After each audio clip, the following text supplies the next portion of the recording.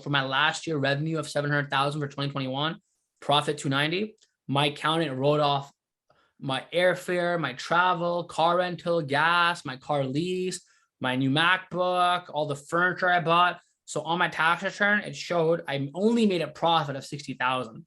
So he wrote off everything. So I paid around $11,000 in taxes for 2021, even though I made $300,000 in profit. My return only shows 60,000 because he wrote off everything possible.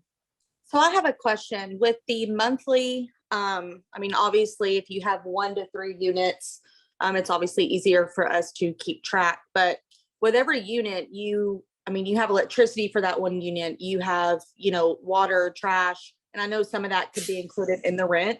But as far as Netflix and everything, are you the one personally that takes care and makes sure that all of the bills for your 100 units are taken care of? And if so, are you doing that from all like one business account, or do you have that kind of separated out? So once you set it up on auto pay, you never have to look at it ever again, right? And you have to make sure everything's coming out of your business bank account. And on QuickBooks, when it reconciles all your bills, it'll categorize it for you, saying you spent, 10,000 on electricity this entire year. You spend this much on this much the entire year, right? Once it's an auto pay, you can set it and forget it. You don't have to log in every single time and pay it. Okay. All right. So now, guys, what I want to talk about, this is actually a very important topic.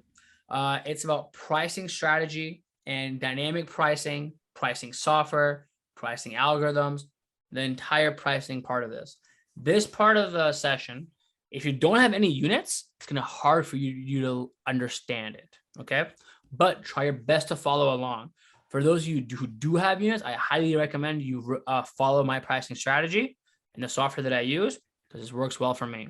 Now, for those of you that don't have units, once you have your first unit, come back to the portion of pricing software, pricing algorithms, revenue management, and you will it'll be very, very beneficial, because that's half the game. Marriott Hotel literally hires like revenue managers for their hotel in the region, pay them $250,000 a year, and hire data scientists, machine learning engineers to understand revenue management and figure out what is the best we can charge at the most occupancy at the highest ADR. This is science and a craft to it. So we're going to take a break for about 10, 15, and then we're going to come back. I'm going to dive deep into that. Sound good? Okay. All right. We're good to go. I'm going to pull up my Price Labs account and I'm going to share my screen. All right. You guys can all hear me, right? Yes, we can hear you. Okay. So now, guys, we're going to talk about revenue management. We're going to talk about pricing strategy. We're going to talk about dynamic pricing and all of that good stuff. Okay.